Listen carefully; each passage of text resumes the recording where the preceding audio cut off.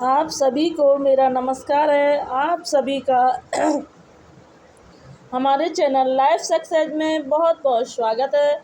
आज हम इस क्लास में ध्वनि से संबंधित बहुत ही महत्वपूर्ण प्रश्नोत्तरों को हल करने वाले हैं, जो कि पूर्व की परीक्षाओं में पूछे गए बहुत ही महत्वपूर्ण प्रश्नोत्तर हैं। तो यह प्रश्नोत्तर जो हैं हम सामान्य ज्ञान हिंदी से हल करने वाले हैं। और अगर आपको हमारी ये क्लास अच्छी लगे तो इसे लाइक शेयर सब्सक्राइब करें। और देर न करते हुए क्लास शुरू करते हैं। और ये जो क्लास है वो सभी के लिए बहुत ही उपयोगी है, इसलिए क्लास में अंत तक बने रहें। शुरू करते हैं। वर्ण एवं वर्णमाला, परिभाषा एवं उसके भेद। प्रश्न नंबर 1 देखते हैं कि वर्णों के कितने भेद हैं। वर्णों के कितने भेद हैं? 10, 7, 2 या 8। तो वर्णों के जो भेद माने जाते हैं, वर्णों के जो भेद माने जाते हैं वो वर्ण 2 प्रकार के माने जाते हैं, स्वर और व्यंजन। वर्णों को 2 भागों में बांटा गया है, एक होता है स्वर और दूसरा व्यंजन। प्रश्न नंबर 2 देखते हैं कि वर्णों के समुदाय को क्या कहते हैं। वर्णों के समुदाय को क्या कहते हैं? वर्णमाला, सर्वमान, अक्षर या क्रिया। तो वर्णों के जो समुदाय को वर्णमाला कहा जाता है। क्या कहा जाता है? वर्णों के समुदाय को वर्णमाला कहा जाता है। वर्णों के समुदाय को वर्णमाला कहते हैं। वर्ण भाषा की सबसे छोटी इकाई होती है। इसके उच्चारित रूप को ध्वनि भी कहा जाता है। अगला प्रश्न देखते हैं कि वर्णमाला किसे कहते हैं। नंबर 1 शब्द समूह को वर्णमाला किसे कहते हैं? नंबर 1 शब्द समूह को, नंबर बी वर्ण समूह को, नंबर सी शब्द गणना को, नंबर डी व्यवस्थित वर्ण समूह को। तो वर्णमाला किसे कहते हैं? तो वर्णमाला जो है एक व्यवस्थित वर्ण समूह को वर्णमाला कहते हैं। व्यवस्थित वर्ण समूह को वर्णमाला कहते हैं। हिंदी वर्णमाला में कुल 52 वर्ण हैं। इसमें स्वरों की संख्या 11 तथा मूल व्यंजनों की संख्या 33 मानी जाती है। अगला प्रश्न देखते हैं कि हिंदी भाषा की कुल वर्ण लिपियां हैं। तो हिंदी भाषा की कुल जो वर्ण लिपियां मानी जाती हैं वो 52 जो हैं कुल वर्ण लिपियां मानी जाती हैं। इनसे संबंधित कुछ महत्वपूर्ण प्रश्न देखते हैं कि हिंदी भाषा की कुल वर्ण लिपियां जो हैं वो 52 मानी जाती हैं। और इनमें जो स्वरों की संख्या जो है 11 मानी जाती है। आ, ई, उ, रा, छोटी ए, बड़ी ए, छोटा ओ, बड़ा ओ। और ये इस तरह से इसमें 11 स्वर माने जाते हैं। और इसमें व्यंजनों की संख्या, व्यंजन और स्वरों को मिलाकर के 52 इनकी संख्या मानी जाती है। का से कंठ और चा से तालु, चा, छा, जा, झा या तालु के अंतर्गत आते हैं। टा वर्ग में टा, ठा, अड़ा, डा जो हैं यह मूर्धन्य ध्वनि के अंतर्गत आते हैं। ता जो है वो दंत वर्ग के अंतर्गत आता है। ता, था, दा, धा, ना। और पा वर्ग जो है वो ओष्ठ आता है। पा, फा, बा, भा, मा जो है यह ओष्ठ के अंतर्गत आता है। अंतरस्थ ध्वनि के अंतर्गत या, रा, ला, वा जो है वो अंतस्थ ध्वनि के अंतर्गत आते हैं। और सा, हा जो है वो उष्म ध्वनि के अंतर्गत माने जाते हैं। संयुक्त व्यंजन जो है छत्र, ज्ञा, स्रा जो है वो संयुक्त व्यंजन के अंतर्गत आता है। आयोग वाहा जो है वो छोटी अंग बड़ी अंग जो है वो आयोग वाहा के अंतर्गत मानी जाती हैं। द्वगढ़ जो है देखो इधर देखते हैं पूरा। हाँ,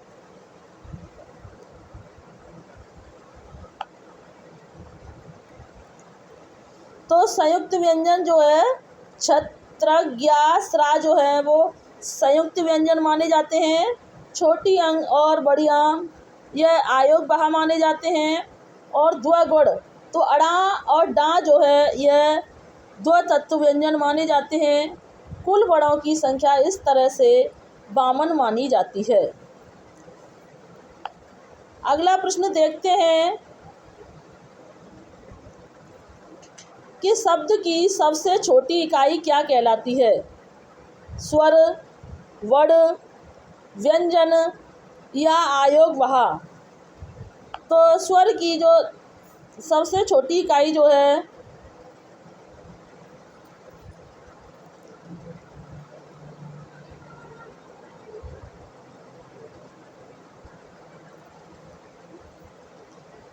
स्वर की जो सबसे छोटी इकाई जो है वो वर्ण या ध्वनि कहलाती है। हिंदी में कुल 52 वर्ण होते हैं, जिसमें स्वरों की संख्या 11 और मूल व्यंजनों की संख्या 33 और 2 आयोग वहा आ, 2 गुण तथा 4 संयुक्त वर्ण जो हैं छत्रज्ञा और स्रा माने जाते हैं। अगला प्रश्न देखते हैं कि लिपि चिन्हों के क्रमबद्ध समूह को क्या कहते हैं? अक्षर, वर्ण, वर्ण समूह या वर्णमाला। तो लिपि चिन्हों के क्रमबद्ध समूह को जो है वो वर्णमाला कहा जाता है। अगला प्रश्न देखते हैं कि मात्रा के आधार पर स्वर कितने प्रकार के होते हैं? तो मात्रा के आधार पर जो स्वर जो माने जाते हैं वो 3 स्वर माने जाते हैं। ह्रस्व स्वर, दीर्घ स्वर और प्लुप्त स्वर। तो इनसे संबंधित जो है व्याख्या देखते हैं कि उच्चारण में लगने वाले समय मात्रा कहलाता है। इसी मात्रा के आधार पर स्वरों के 3 भेद हैं। नंबर 1 ह्रस्व स्वर। जिन स्वरों के उच्चारण में एक मात्रा का समय लगता है उन्हें ह्रस्व स्वर कहते हैं। आ, ई, उ, रा ह्रस्व स्वर हैं। इन्हें एक मात्रिक स्वर भी कहते हैं। नंबर 2 देखते हैं दीर्घ स्वर। जिन स्वरों के उच्चारण में 2 मात्रा का समय लगता है वह दीर्घ स्वर कहलाते हैं। इन्हें 2 मात्रिक स्वर भी कहते हैं। यह आ, ई, उ, ए, ओ माने जाते हैं। नंबर 3 देखते हैं प्लुप्त स्वर। जिन स्वरों के उच्चारण में 3 मात्रा का समय लगे उसे प्लुप्त स्वर कहते हैं।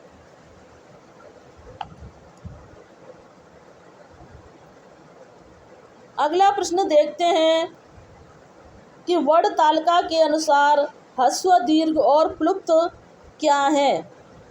तो स्वर, व्यंजन, मात्रा या विसर्ग। तो वर्ण तालिका के अनुसार ह्रस्व, दीर्घ, प्लुप्त स्वर क्या हैं? तो यह जो है ह्रस्व, दीर्घ जो है यह स्वर माने जाते हैं। अगला प्रश्न देखते हैं कि जिनका उच्चारण स्वतंत्र रूप से होता है और जो व्यंजन के उच्चारण में सहायक होते हैं उसे कहते हैं। तो उसे क्या कहते हैं? संज्ञा, स्वर, व्यंजन या विसर्ग। तो उन्हें जो है जिन उच्चारण स्वतंत्र रूप से होता है, मतलब जिनका उच्चारण स्वतंत्र रूप से होता है या जो व्यंजन के उच्चारण में सहायक होते हैं उनको हम स्वर कहते हैं।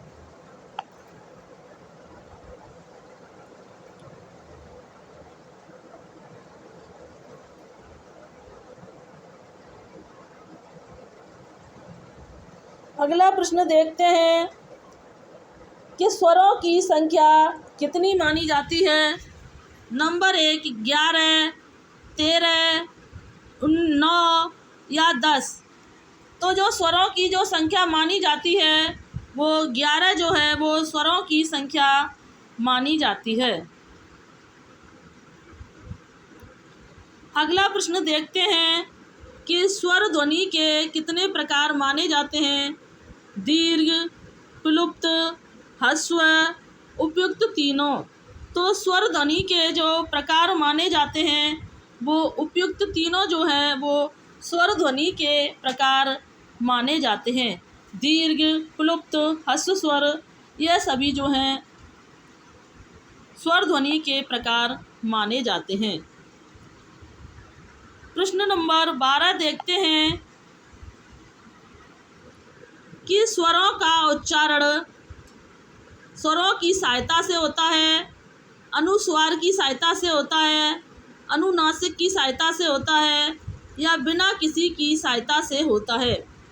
तो स्वरों का जो उच्चारण होता है वो कैसे होता है। तो स्वरों का उच्चारण जो है बिना किसी की सहायता से जो है वो स्वरों का उच्चारण होता है।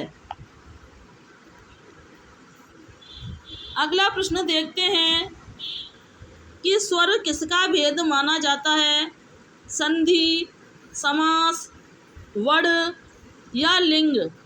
तो स्वर किसका भेद माना जाता है। स्वर जो है वो वर्णों का भेद माना जाता है।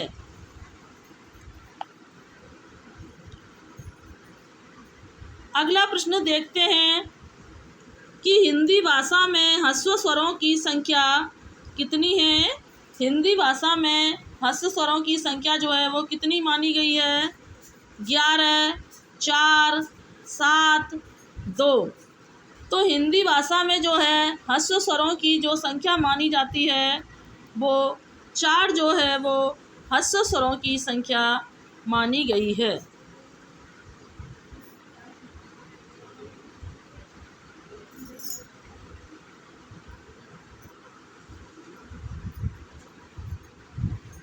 अगला प्रश्न देखते हैं कि जिन स्वरों के उच्चारण में 2 मात्राओं का समय लगता है या ह्रस्व से 2 गुना समय लगता है उनको क्या कहते हैं।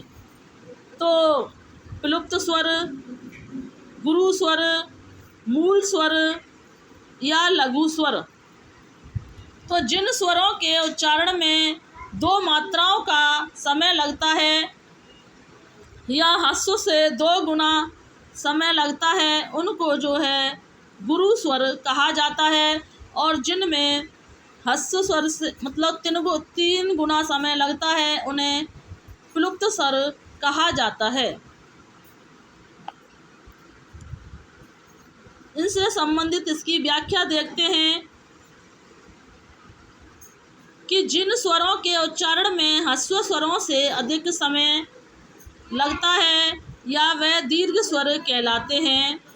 मात्रा की दृष्टि से दीर्घ स्वर 2 मात्रिक स्वर कहलाते हैं, अर्थात 2 मात्राओं वाले स्वर 2 मात्रा होने के कारण ही इनके उच्चारण में ह्रस्व स्वर से 2 गुना समय लगता है। छंद शास्त्र में ह्रस्व मात्रा को लघु और दीर्घ मात्रा को गुरु कहते हैं।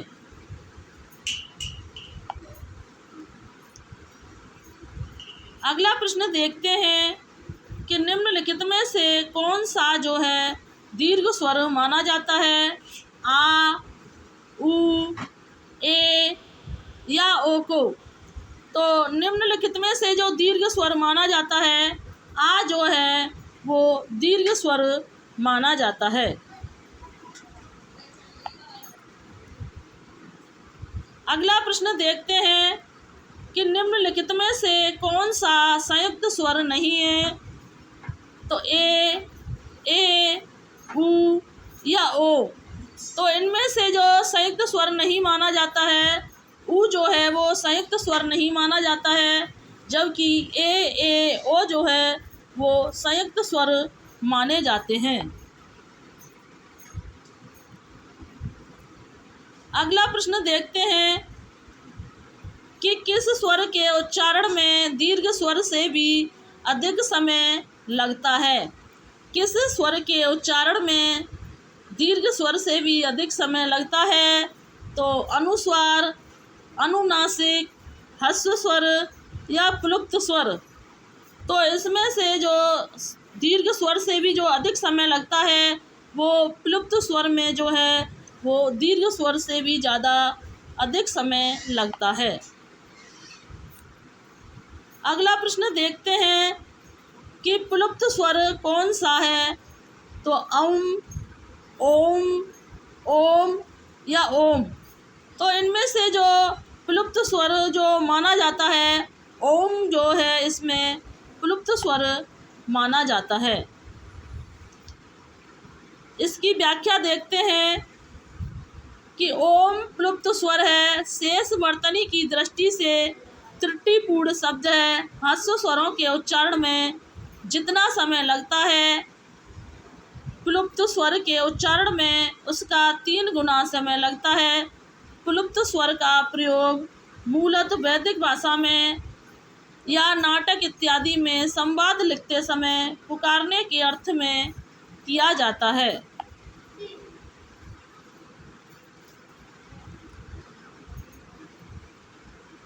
अगला प्रश्न देखते हैं कि निम्नलिखित में से किस स्वर को संयुक्त स्वर माना गया है?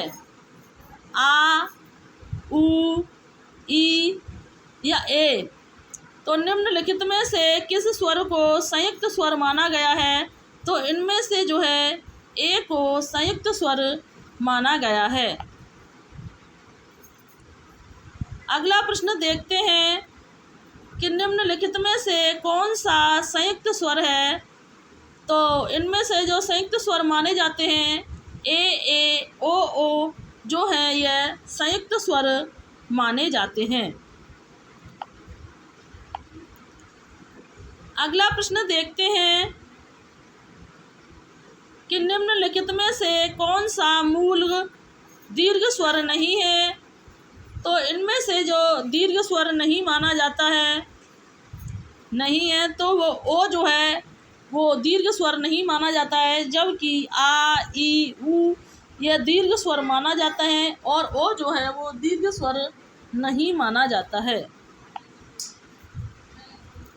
स्वर जो है वो 3 प्रकार के होते हैं, ह्रस्व स्वर, दीर्घ स्वर और संयुक्त स्वर।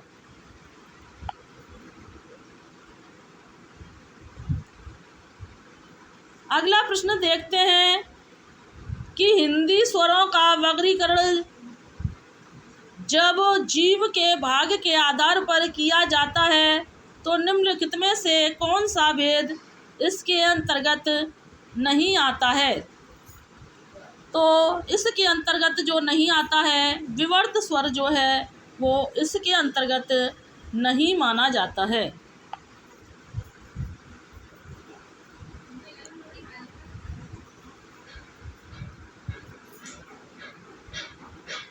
अगला प्रश्न देखते हैं कि अर्ध विवृत स्वर है, अर्ध विवृत स्वर है तो इनमें से अर्ध विवृत स्वर जो है कौन सा माना जाता है? उ, ए, आ, ए जो है वो अर्ध विवृत स्वर माना जाता है। इसमें से ए जो है वो अर्ध विवृत स्वर को माना जाता है। अगला प्रश्न देखते हैं कि कौन वर्ण जो है वो ओष्ठ नहीं है? इसमें से माँ, वा, उ या आ। तो इनमें से जो ओष्ठ वर्ण नहीं माना जाता है तो वह किसको नहीं माना जाता है? आ जो है वो ओष्ठ वर्ण नहीं माना जाता है। यह सभी जो प्रश्न हैं यह किसी न किसी परीक्षाओं में पूछे गए व्याकरण से संबंधित बहुत ही महत्वपूर्ण प्रश्न हैं और इसलिए इस क्लास को अंत तक बने रहें। ज़्यादा से ज़्यादा शेयर, लाइक, शेयर, सब्सक्राइब भी करें। अगला प्रश्न देखते हैं कि निम्न में से कंठ वर्ण कौन सा है? निम्न में से कंठ वर्ण कौन सा है? उ, आ, ई या ई। तो निम्न में से जो कंठ वर्ण माना जाता है इनमें से आ जो है वो एक कंठ वर्ण माना जाता है। अगला प्रश्न देखते हैं कि ई चा छा जा झा इया आदि का उच्चारण किससे होता है। तो यहाँ पर ई चा झा जा झा इया आदि का जो उच्चारण है वो तालव्य ध्वनि से माना जाता है। अगला प्रश्न देखते हैं कि जिह्वा के आधार पर स्वर कितने प्रकार के होते हैं।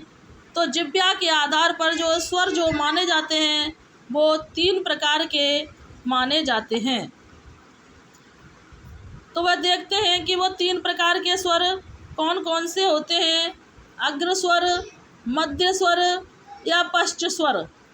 तो अग्र स्वर वह होते हैं जिन स्वरों के उच्चारण में जिह्वा का अग्रभाग सक्रिय रहता है, उन्हें अग्र स्वर कहते हैं। जैसे ई ए जो है वो अग्र स्वर माने जाते हैं।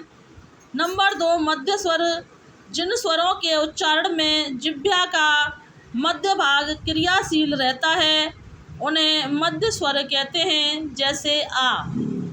पश्च स्वर, जिन स्वरों के उच्चारण में जिह्वा का पिछला भाग उत्थापित होता है, उन्हें पश्च स्वर कहते हैं।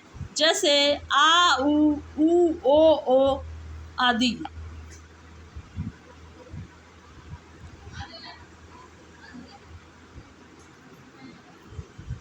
अगला प्रश्न देखते हैं कि निम्न में ओष्ठ वर्ण कौन सा है। तो निम्न में ओष्ठ वर्ण जो है वो आ ई या ऊ। तो निम्न में से जो ओष्ठ वर्ण जो माना जाता है ऊ जो है, इसमें ओष्ठ वर्ण माना जाता है।